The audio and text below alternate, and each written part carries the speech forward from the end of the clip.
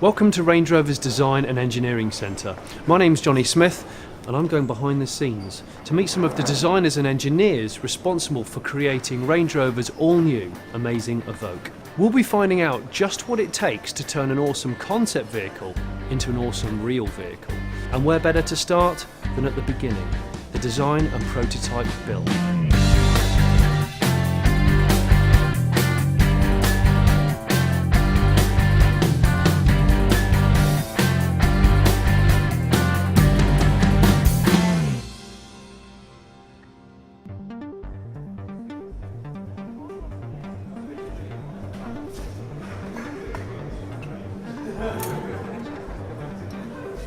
Wouldn't it be great if building a car was just a simple process of gluing a few bits together and then painting them in attractive colours?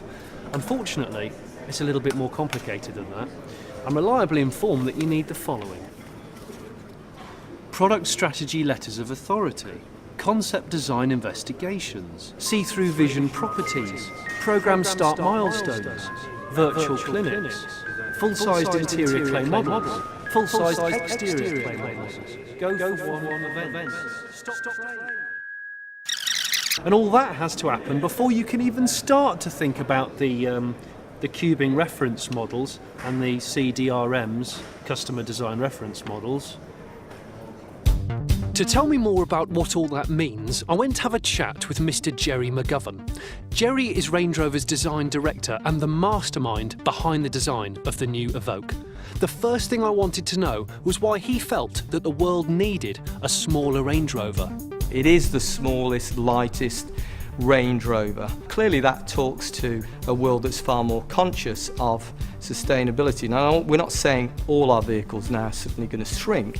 It's fairly true to say, however, all our vehicles will become much lighter and more fuel efficient, etc. And I can remember in some of the early debates about, oh well, we need to get more wheel travel, so that's going to change the profile, we're going to need to put the roof up at the back so we've got more.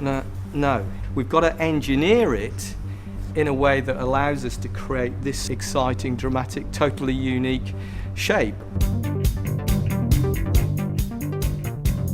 This isn't just about me on my own. I'm surrounded by some incredibly capable people, both designers and engineers.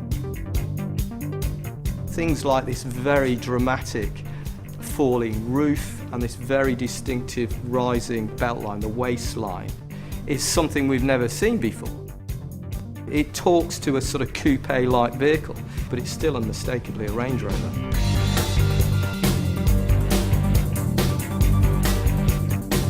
The inside of Range Rovers up till now has been very important. It's the cockpit, it's where you sit.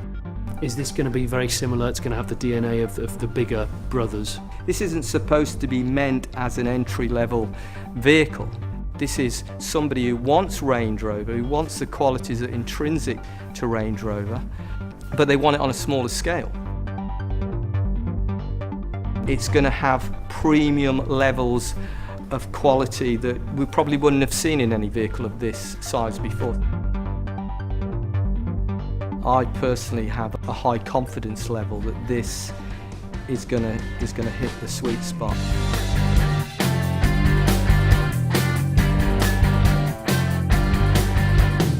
I could have talked to Jerry all day, but he had to go to work on his next design masterpiece. So join me in part 2 as I have a nose around this huge design complex and find out why I'm wearing these.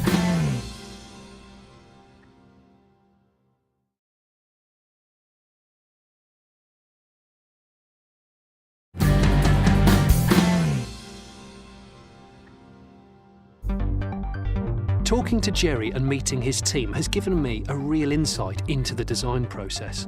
They start by creating these monster mood boards to feed their creativity before translating them as themes for interior and exterior mock-ups. The end result is a huge variety of different material crafted into a beautiful interior that is perfectly Range Rover.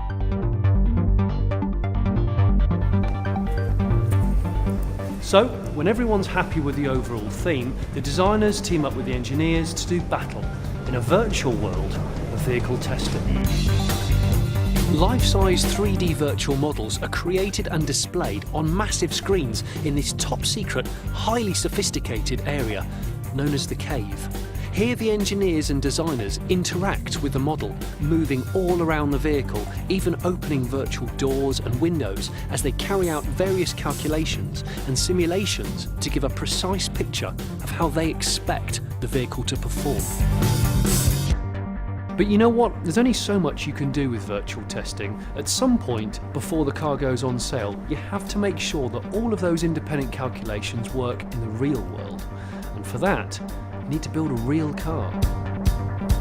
And so some of the best engineers from Range Rover assemble in a top-secret location to build more than 130 prototype vehicles. Now, these are not the final cars. These are the butterflies of the car process, destined to live short but glorious lives, as they're basically built to be destroyed. These brave vehicles are sent off all over the world to experience everything that nature and mankind can throw at them. But as these cars haven't been revealed to the public yet, each one needs to be camouflaged to stop those pesky spy photographers spoiling the surprise. Mind you, this being a Range Rover, even the camouflage is designer. Today has been a real eye-opener. I've discovered that it takes hundreds of designers and engineers working together as one big team to design and develop something as complex and desirable as the new Range Rover Evoque.